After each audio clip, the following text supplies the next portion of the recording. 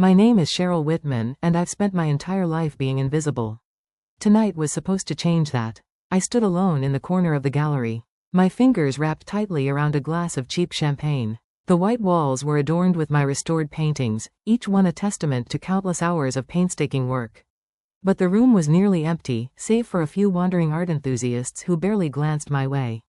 My phone buzzed. Another notification. I unlocked the screen to see my family's group chat exploding with congratulations and heart emojis. For a split second, my heart leapt. Had they remembered? But no. It was another post about Jasper's latest touchdown. I scrolled through the messages, my stomach sinking with each one. Way to go, champ. Dad wrote, "That's our boy." Mom chimed in. Even Felix, Jasper's twin, had posted a video of himself cheering from the stands. I took a long swig of champagne, wincing at its bitterness. Of course they'd forgotten. Why would tonight be any different? "Excuse me?" a voice said, startling me from my thoughts. "Are you the artist?" I turned to see an elderly woman peering at me through thick glasses. "Oh, not exactly. I'm the restorer. I bring old paintings back to life." "Fascinating," she said, her eyes lighting up. "It must take incredible skill." I smiled, warmth spreading through my chest. "It does. Each piece is like a puzzle, figuring out the original artist's technique, matching colors perfectly." "Cheryl?" My phone lit up with an incoming video call. Mom's face appeared on the screen. Jasper's arms slung around her shoulder. "Oh, good. You picked up. We wanted to share the moment with you. Jasper just scored the winning touchdown." I forced a smile. "That's great, Mom. Congratulations, Jasper." "Thanks, sis." Jasper's grin was wide and carefree. "Wish you could have been here." I bit back a retort. Of course, I couldn't be there. I was at my own event. The one I told them about weeks ago. "So, what are you up to tonight?" Mom asked, her tone casual. The elderly woman was still standing nearby, listening curiously. I took a deep breath. "Actually, Mom, I'm at my art exhibit. The one I've been working on for months. Remember?" There was a pause. Mom's smile faltered for just a moment. "Oh, right, of course. That's tonight." "Yes, Mom. Tonight." "Well, that's wonderful, dear," she said.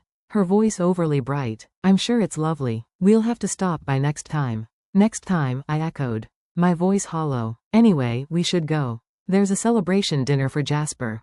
"Love you." The call ended abruptly. I stared at the blank screen, fighting back tears. "Family can be difficult," the elderly woman said softly. I let out a bitter laugh. "You have no idea." She patted my arm gently. "Don't let their blindness dim your light, dear. Your work is extraordinary." As she walked away, I downed the rest of my champagne. The bubbles burned my throat, but it was nothing compared to the ache in my chest. I looked around the gallery, at the fruits of my labor that my own family couldn't be bothered to see. In that moment, something inside me snapped. I was done being the forgotten daughter, the invisible sister. If they couldn't see me, I'd make damn sure they felt my absence. I pulled out my phone and opened the family chat. My thumbs hovered over the keys for just a moment before I typed.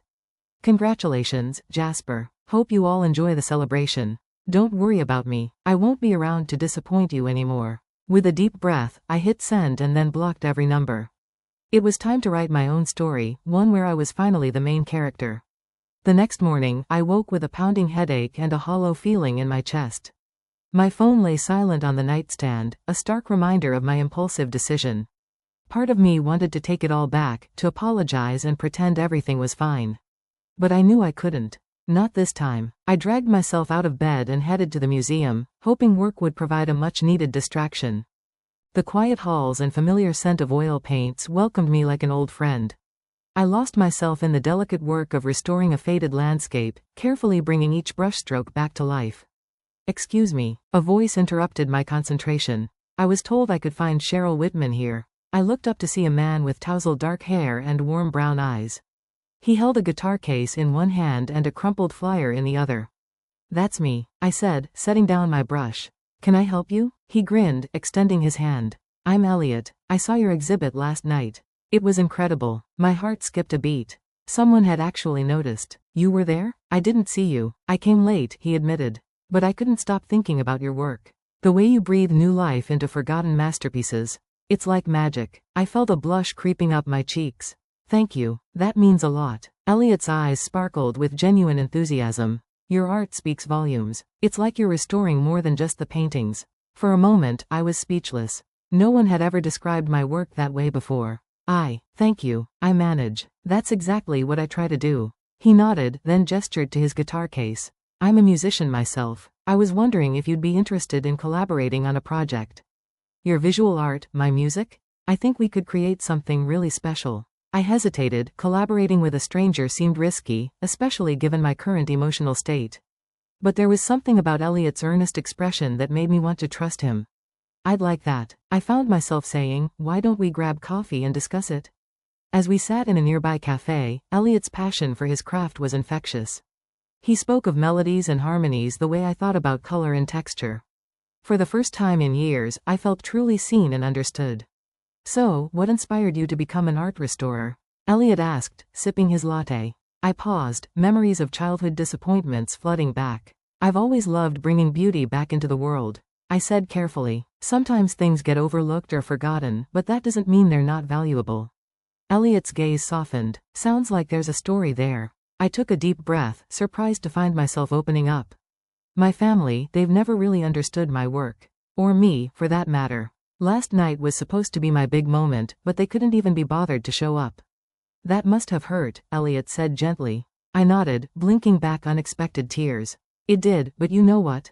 I'm done letting their opinions define me. I blocked them all last night. It's time I focus on my own happiness. Elliot reached across the table, squeezing my hand.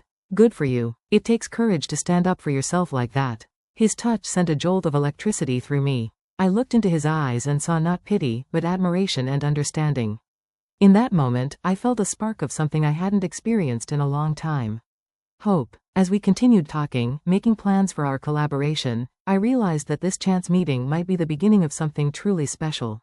For the first time in years, I felt seen, appreciated, and excited about the future. Walking home that evening, I felt lighter than I had in ages. My family's absence still stung, but it no longer felt like a gaping wound. Instead, I was filled with a quiet determination. I would build a life filled with people who truly valued me, starting with Elliot. I smiled to myself, thinking of the blank canvas waiting in my studio. It was time to start painting my own masterpiece. 6 months flew by in a whirlwind of creativity and newfound happiness. Elliot and I threw ourselves into our collaboration, his music breathing life into my restored paintings in ways I never imagined possible. We'd grown close, our relationship blossoming from artistic partners to something much deeper. But reality had a way of creeping in. One chilly autumn morning, I sat at our tiny kitchen table, staring at a pile of unpaid bills. Elliot walked in, his hair tousled from sleep. Morning beautiful, he said, kissing the top of my head.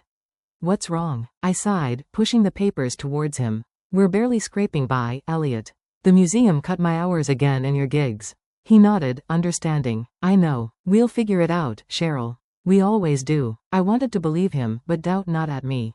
As if on cue, my phone buzzed with a notification. Against my better judgment, I checked it. It was an Instagram post from Felix. My breath caught as I saw him grinning beside a shiny new sports car, my parents beaming proudly in the background. The caption read, "Thanks for the early birthday present, Mom and Dad. You're the best." I felt like I'd been punched in the gut. They bought Felix a car for his birthday. I told Elliot, trying to mask my hurt. Meanwhile, we can barely afford groceries. Elliot's face darkened. That's not fair, Cheryl. You work just as hard as your brothers. Harder, I muttered. But it doesn't matter. Nothing I do will ever be good enough for them. Elliot pulled me into a hug. You're more than good enough. Your family just can't see it. I clung to him, fighting back tears. I thought cutting them off would make it easier. But sometimes, I still wish they could see me, really see me. I see you, Elliot said softly. And I love every part of you. His words warmed my heart, but the ache remained. I pulled away, determination setting in. I need to confront them, once and for all. Elliot looked concerned. Are you sure? You don't owe them anything. I owe it to myself, I said firmly. I can't move forward until I face this. He nodded, understanding. Do you want me to come with you? I shook my head. No, this is something I need to do alone.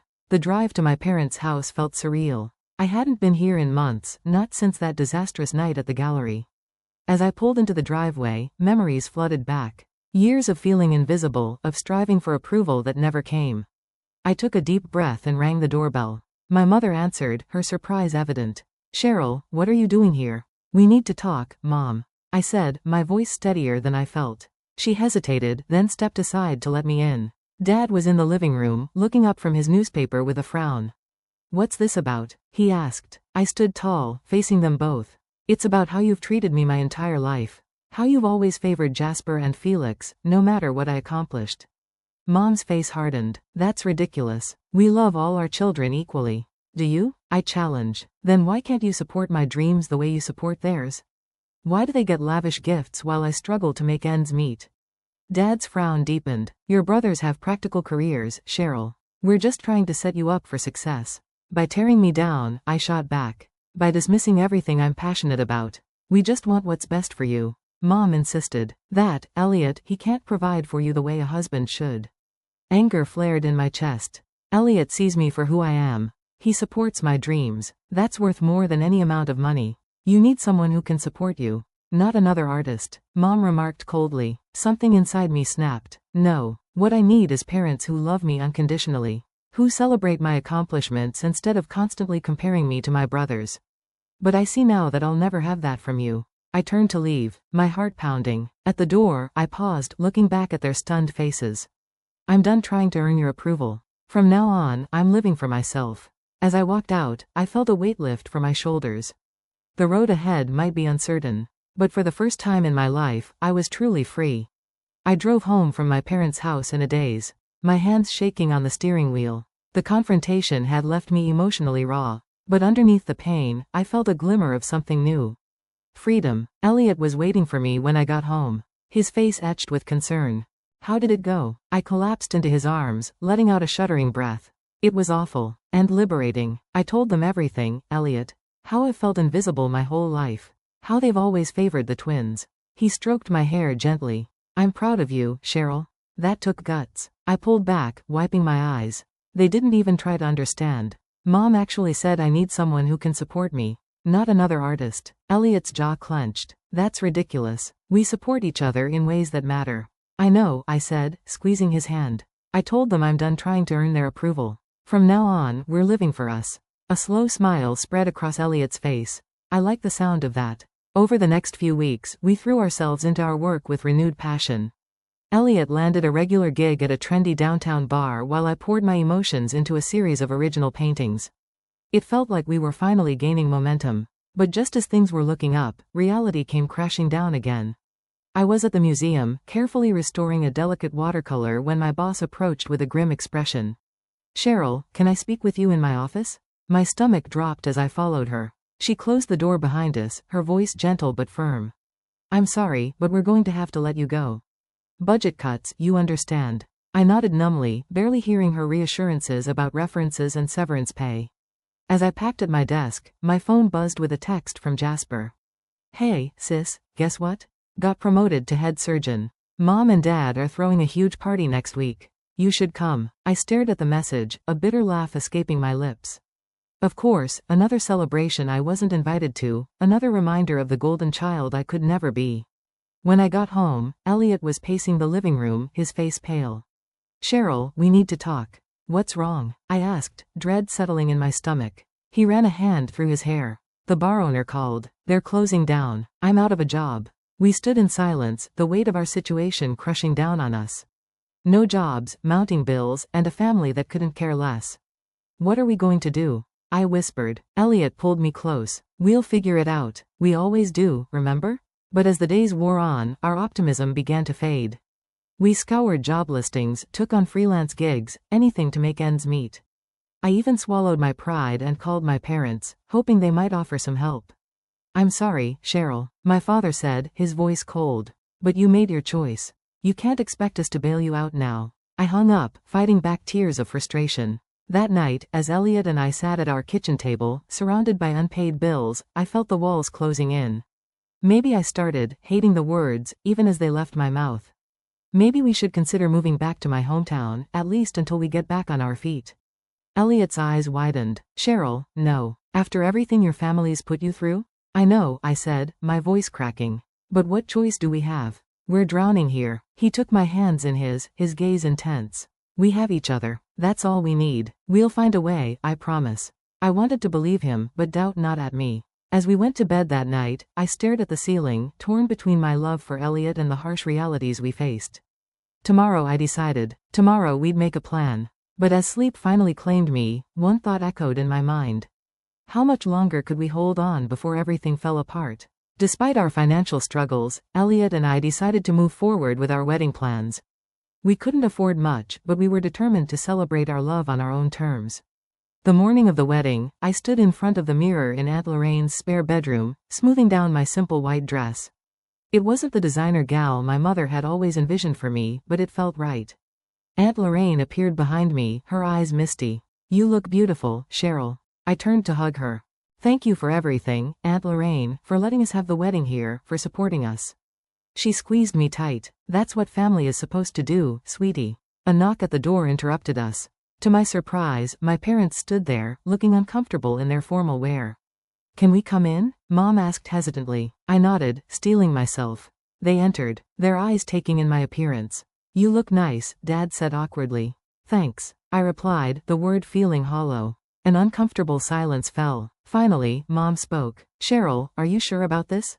It's not too late to reconsider." I felt my jaw clench. "Reconsider marrying the man I love?" "You know what we mean," Dad interjected. "This whole situation, the tiny wedding, Elliot's unstable career. You deserve better." "Better than what? Love? Support? Someone who sees me for who I am." I shot back. Mom sighed. "We just want you to have a secure future." "My future is with Elliot," I said firmly. "If you can't accept that, maybe you shouldn't be here." They exchanged a look, then nodded stiffly. "We'll see you at the ceremony," Dad said as they left.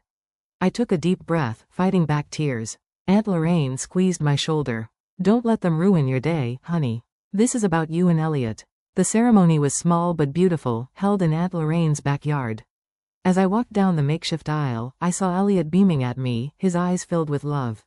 In that moment, all my doubts melted away. Our vows were simple but heartfelt. "Cheryl," Elliot said, his voice thick with emotion. "You've shown me what it means to truly be seen and loved. I promise to stand by you, to support your dreams, and to remind you every day how amazing you are." Tears streamed down my face as I replied, "Elliot, you've given me the strength to be myself. I promise to love you fiercely, to face whatever challenges come our way together, and to never let you forget how much you're valued." As we shared our first kiss as husband and wife, I caught sight of my parents in the small crowd. Their expressions were unreadable, a mix of resignation, and something else I couldn't quite place. At the modest reception, I overheard my father talking to Jasper. "It's not what we imagined for you," he commented, glancing around the modest venue. I felt a flash of anger, but before I could respond, a familiar voice cut in. "I think it's perfect," Grandma Mabel said, appearing at my side. "It's a celebration of love, not a show of wealth." She turned to me, her eyes twinkling. "Cheryl, dear, I have something for you." From her purse, she pulled out a small velvet box. Inside was a stunning antique necklace, delicate gold filigree surrounding a deep blue sapphire. "This has been in our family for generations," Grandma Mabel explained. "I've always planned to give it to the grandchild, who truly understood the value of family." "That's you, Cheryl." As she fastened the necklace around my neck, I felt a wave of emotion wash over me. This was more than just a piece of jewelry. It was a symbol of acceptance and love. "Thank you, Grandma," I whispered, hugging her tightly. As the reception continued, I caught my mother eyeing the necklace with a mix of surprise and something that looked almost like jealousy. But I pushed those thoughts aside. Today wasn't about them. It was about Elliot and me and the life we were building together.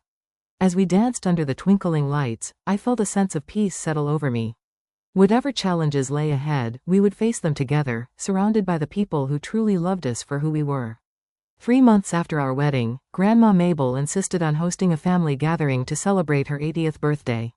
Despite my reservations, Elliot and I decided to attend. We hadn't seen my family since the wedding, and I hoped that time might have softened some of the tension. As we pulled up to Grandma's sprawling Victorian home, I felt a knot form in my stomach. Elliot squeezed my hand reassuringly. "We've got this," he whispered. Inside, the atmosphere was strained. My parents greeted us with forced smiles, while Jasper and Felix barely acknowledged our presence. Only Grandma Mabel seemed genuinely happy to see us, enveloping me in a warm hug. "I'm so glad you're here, dear," she said, her eyes twinkling. "I have a special announcement to make later." As the afternoon wore on, I found myself retreating to the kitchen, needing a moment away from the thinly veiled judgmental glances. To my surprise, Aunt Lorraine was there, pouring herself a generous glass of wine. "Rough day?" she asked, offering me a glass. I nodded, gratefully accepting. I don't know why I thought things would be different. Aunt Lorraine sighed, family's complicated, sweetie. But remember, you're stronger than you know. Before I could respond, Grandma Mabel's voice rang out from the living room. Everyone, gather around. I have something important to say. We filed back in, tension thick in the air. Grandma stood in the center of the room, her posture straight and proud despite her age. As you all know, I've lived a long and blessed life, she began.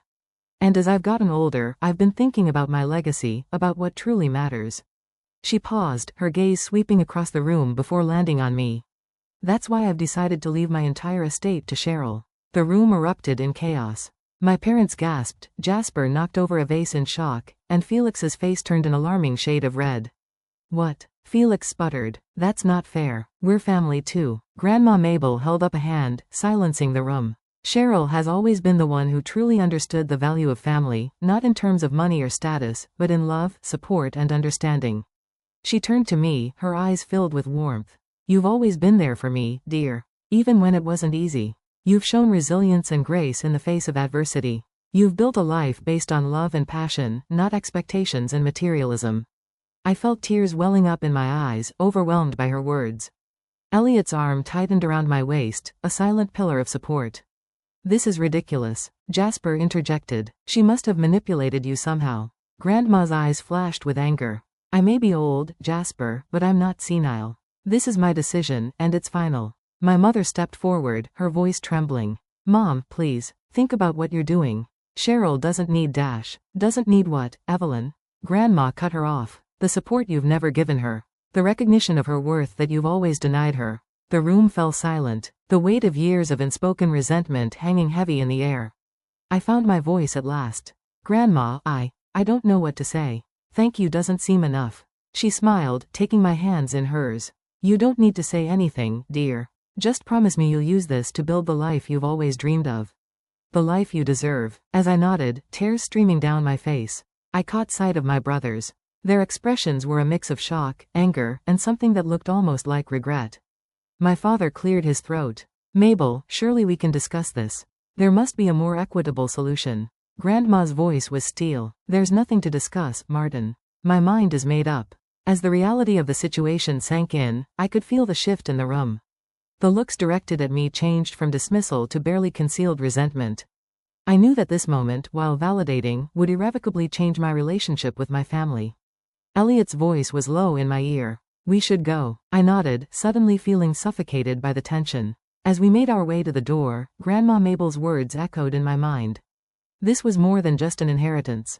It was a chance to rewrite my story, to build a life free from the shadows of my past. But as we drove away, I couldn't shake the feeling that this was just the beginning of a storm that had been brewing for years. The days following Grandma Mabel's announcement were a whirlwind of emotions and tense phone calls. I'd barely had time to process the enormity of her gift when my parents demanded a family meeting at their house. As Elliot and I pulled into the driveway, I felt a sense of dread settling in my stomach. Maybe this wasn't such a good idea, I murmured. Elliot squeezed my hand. We'll face this together. Remember, you've done nothing wrong. The moment we stepped inside, the tension was palpable. My parents sat stiffly on the couch, while Jasper and Felix paced the room like caged animals. Sit down, my father commanded, his voice cold. I took a deep breath and sat. Elliot, a steady presence beside me. This has to stop, Cheryl. My mother began, her voice trembling with barely contained anger. You need to renounce the inheritance. It's not fair to your brothers. I felt a flash of indignation. Not fair? When has anything ever been fair in this family? Felix slammed his hand on the coffee table. This isn't fair, Cheryl, he argued, his entitlement clear. We deserve it just as much as you. Deserve it. I shot back, years of pent-up frustration bubbling to the surface.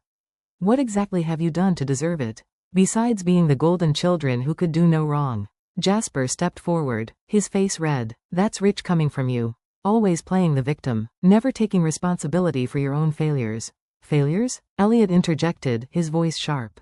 Cheryl is incredibly talented and hardworking. Just because her success doesn't fit your narrow definition, Dash. Stay out of this. My father snapped. This is a family matter. I stood up, anger coursing through me. Elliot is my family, the only one who's truly supported me. My mother's eyes filled with tears. How can you say that? We've always wanted what's best for you. No, I said, my voice steady. You've always wanted what you thought was best for me. You never bothered to ask what I wanted. What would make me happy? And this makes you happy? Jasper sneered, taking advantage of Grandma's analogy. I felt my hands clench into fists. How dare you? Grandma is of sound mind. And she made this decision because she sees me for who I am. Something none of you have ever bothered to do. Enough, my father roared. Cheryl, you will renounce this inheritance. Or you'll no longer be welcome in this family. The room fell silent, the weight of his ultimatum hanging heavy in the air. I looked around at the faces of my family, the people who were supposed to love me unconditionally, and saw only anger, resentment, and greed. In that moment, something inside me shifted. The last threads of hope I'd been clinging to, that someday they might see me, might value me, snapped. No, I said, my voice quiet but firm. What did you say? My mother gasped. I straightened my spine, meeting each of their gazes in turn. I said no, I won't renounce the inheritance. Grandma made her decision, and I'm honoring it. Felix lunged forward, but Elliot stepped between us. Back off, he warned. You ungrateful little dash, Jasper started. But I cut him off. I'm done, I said, surprising myself with how calm I felt. I'm done trying to earn your love, your approval. I'm done dimming my light to make you comfortable. This inheritance isn't just about money. It's about recognizing my worth, something you've never been able to do. I turned to my parents, seeing the shock on their faces. You said I wouldn't be welcome in this family if I didn't renounce the inheritance. Well, let me make it easy for you. I don't want to be part of a family that only values me when I'm giving them something. I took Elliot's hand, drawing strength from his presence. We're leaving now. Don't try to contact us. As we walked out the door, I heard my mother's sobs and my father's angry shouts. But for the first time in my life, I didn't feel guilty. I felt free. In the car, Elliot turned to me, his eyes filled with concern and pride. Are you okay? I took a deep breath, feeling lighter than I had in years. You know what? I think I am. For the first time, I'm really okay. As we drove away from my childhood home, I realized that this wasn't just an ending. It was a beginning, a chance to build a life filled with love, respect, and true family. The kind that sees you for who you really are. 2 years after the explosive confrontation with my family, Elliot and I stood hand in hand on the balcony of our new home. The sun was setting, casting a warm glow over the bustling art district below. It was a far cry from the cramped apartment we'd shared when we first got married. Can you believe it? Elliot whispered, squeezing my hand. We did it, Cheryl. We built this together. I leaned into him, feeling a sense of peace I'd never known before. It's more than I ever dreamed possible. The inheritance from Grandma Mabel had been a turning point, but it wasn't just about the money. It was the validation, the recognition of my worth that had given me the strength to pursue my passions without fear or guilt. We'd used the funds to open a small gallery, showcasing both my restored artworks and Elliot's music. It had been a risk, but one that paid off beyond our wildest expectations. People were drawn to the unique combination of visual and auditory art, and soon we'd gained a reputation as innovators in the local art scene. As we gazed out at the city, I thought about how far we'd come, the struggles, the doubts, the painful severing of toxic family ties. It had all led us here. Cheryl? Elliot's voice pulled me from my thoughts. There's something I want to show you. He led me back inside to his music room, where a canvas stood covered in the corner. With a flourish, he pulled off the cloth, revealing a stunning portrait of me. But it wasn't just me as I was now. The paintings showed different versions of myself at various ages, from a wide-eyed child to the woman I'd become. Each version was emerging from shadows into light, growing stronger and more vibrant. Elliot, I gasped, tears welling in my eyes. It's beautiful, but I thought you were a musician, not a painter. He grinned sheepishly. I've been taking lessons in secret. I wanted to show you how I see you, how you've always been this incredible, resilient person, even when others couldn't see it. I threw my arms around him, overwhelmed by the love and understanding in this gesture. This was what true family meant, seeing and celebrating each other's growth, supporting each other's dreams. As we held each other, the doorbell rang. Puzzled, I went and answered it. To my shock, Aunt Lorraine stood there, looking nervous. I hope I'm not intruding, she said hesitantly. I wanted to see how you were doing. I invited her in, a mix of emotions swirling inside me. As we sat in the living room, she looked around in awe. This place is amazing, Cheryl. You've really made something beautiful here. Thank you, I said, still cautious. But why are you here, Aunt Lorraine? She sighed, her eyes filling with tears. I've been thinking a lot about family lately, about the mistakes we've made, the hurt we've caused. I wanted you to know that I'm proud of you, Cheryl, for standing up for yourself, for building this life. Her words hit me like a wave, washing away the last remnants of doubt and guilt I'd been carrying. That means a lot, Aunt Lorraine. Thank you. We talked for hours, rebuilding a relationship on new, healthier terms. As she was leaving, she paused at the door. Your parents and brothers? They're starting to realize what they've lost. They might not be ready to admit it yet, but they miss you. I nodded, feeling a twinge of sadness, but no regret. If they ever want to be part of my life again, they'll have to accept me for who I am. All of me. After she left, I found Elliot in the gallery downstairs, tuning his guitar for tomorrow's performance. He looked up as I entered, his face softening at my expression. You okay? He asked. I smiled, feeling lighter than I had in years. More than okay. I'm happy, Elliot. Truly, deeply happy. He set down his guitar and pulled me close. That's all I've ever wanted for you, love. As we stood there, surrounded by the art we'd created together, I realized that this was the family I'd always longed for. One built on love, respect, and mutual support. The road hadn't been easy, but every struggle had led me here, to this moment of pure contentment. I may have started this journey as the forgotten daughter, but I'd emerged as something far greater. A woman who had found her voice, her passion, and her true family. And that was worth more than any inheritance could ever be.